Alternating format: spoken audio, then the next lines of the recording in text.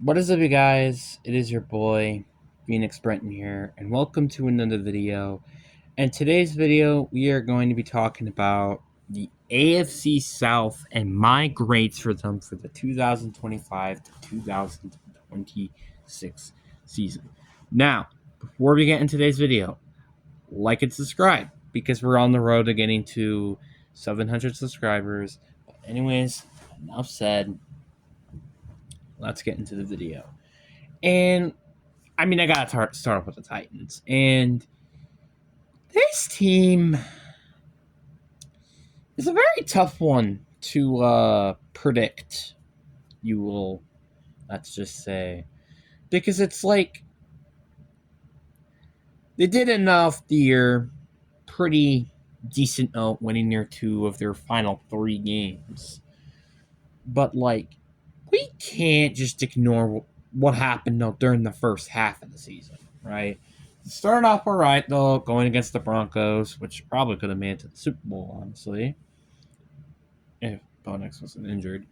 But then they got destroyed by the Rams, the Colts, the Texans, and then all of a sudden they beat the freaking Cardinals by out of freaking nowhere. Then they lost to the Raiders. I'm pretty sure that's when they fired their head coach. They got destroyed by the Patriots. Then they got destroyed to the Colts. Then they started to play some close competition, but still lose to the Chargers, the Texans, the Seahawks. Then got destroyed by Jacksonville. They beat Cleveland. Then they lose closely against the 49ers. Beat the Chiefs, which were an injury-prone team. Then barely lose to the Saints, and then get demolished by the Jaguars. Yeah. I know this sounds weird when I say this, but I have to give them an F here. First of all, you're tied with one of the worst records in the league, right? I kind of do have to start off by that. And second of all, you also lost to the worst team in the league. There's also that as well.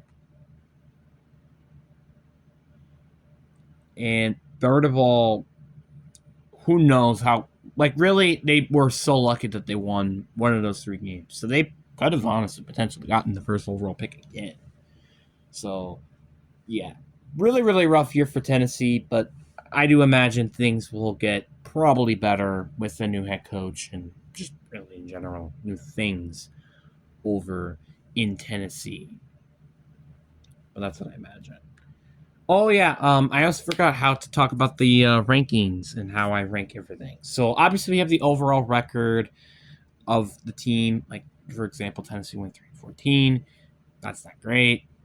Also expectations. My expectations for this team is like 6-11, 7-10. Injuries, which I don't feel like really played much of a factor here, but just saying that like as an example for teams moving on. And speaking of teams moving on, we got a little bit of an interesting one. We got the Indianapolis Colts, who arguably had one of the biggest meltdowns in most recent history. I literally don't think there's really even a debate to this. I mean, seriously. They went from 7-1 to 8-9. You can kind of get where I mean by that. Like seriously, how could you go 8-1 and still, or not 8-1, 7-1 and not make it to the playoffs? That's absolutely mind-boggling to me. Like,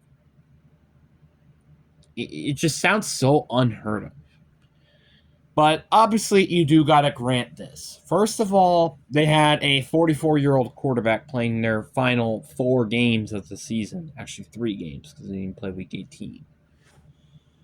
Number 2, Daniel Jones was their starting quarterback, and then he eventually got injured, which I'm pretty sure was against either the Pittsburgh Steelers or the Falcons or the Chiefs game. Or maybe it was the Jaguars game. I don't quite remember exactly what game he got injured in, but yeah, it was the Jaguars game. Never mind. But you kind of get the point. But like, the fact that they even went 8-9, I think is a bit impressive on its own. Because this team had very low expectations, including from me, because I thought this team was just not going to be good this year. I thought Daniel Jones was just going to be kind of this middle around player. But this team surprisingly kind of played better than I thought it would. And it just, well, especially during the first half of the year. Second half, kind of what I expected. But the fact that they played that good, though, during the first half of the year is pretty good. And heck, if Daniel Jones didn't get injured, they probably would have won a playoff berth and maybe potentially the division. Because guess what? It means they probably could have beat Jacksonville, which was the team that actually won the division. They maybe probably could have beaten Seattle, maybe San Francisco, then beat Jacksonville again, and then also beat Houston then at home, which would have been their only issue in terms of not making it to the playoffs and winning the division. So there's that. But I think like if I did have to grade this team, I'd probably give this team I'd give it a C plus. The reason why I give them a C plus is because one, they still had a losing record, right? That's obviously one thing you have to mention off the bat. Two, injuries definitely did affect this team, and they had way astounding expectations, which is why, like, well, I think I had the Colts as a C plus, while I had like the Ravens like a C or a C minus because of the expectation differences. They both had the same record, but I have them both in completely different areas on the field. That's kind of why I have them there. Then we have the Houston Texans, where this team was very interesting. They started off 0-3, losing to teams like the Rams, the Buccaneers, and the Jaguars. 2 of 3 of those teams made it to the playoffs. 3 of those teams actually won a playoff game. And then they started dominating for, well, 2 weeks, I guess, where they dominated the Titans and then they dominated the Ravens. Then they lost to the Seahawks, and it's kind of closer than it was. Then they beat the Niners, but then they lost to the Broncos. And then they just went on a winning streak during the end of this season here. So, hey, good for them. But obviously, I do have to talk about a bit of an outlier loss here, which was the Tampa Bay Buccaneers loss, because that was the only team they lost to that actually didn't make it to the playoffs. So you do got to point that into consideration. The fact that they beaten a lot of actual playoff teams is kind of nuts. And as well, they also lost the Super Bowl champions. So, but the problem is that, like, and this is what makes it very difficult for me to rank. Obviously, this team is not in an A+. We all knew this team would have probably made it to the playoffs. Anyways, it was kind of just a matter of will they win their division or not, which they didn't. And they kind of just been stuck at the same part every single year. I wasn't expecting them to win a playoff game. So the fact that they did is kind of surprising. But if you told me they were going against the Steelers, I probably would have said they probably would have beaten them. So I guess there's that to consider. But I feel like I do kind of have to give this team an A minus. I mean, they won a playoff game, they win 12-5, and played kind of close against the Patriots despite throwing 4 interceptions, and they also made it to the Super Bowl. So checks and balances to what was a bit of an interesting year for Houston. And speaking of an interesting year, we have the Jacksonville Jaguars. I think I had this team like 7-10 or something like that, somewhere in like the middle ground area. I did not expect this team to be this good. It's kind of as simple as that. Like, if you told me this team is going to start off 4-2 and beat the Chiefs, the 49ers, and the Texans, I thought you had lost your freaking mind.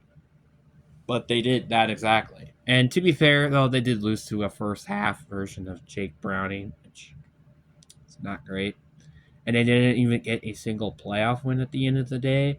But the fact that they did win 13 games when I did not expect this to happen by any means of the imagination is kind of nuts to me. But I do think it's kind of a good thing, and I think they're on the right direction to becoming this like super juggernaut team because I felt like they could have been like 2 years ago, and then I kind of just stopped believing that, and then now they're kind of back in that consideration again.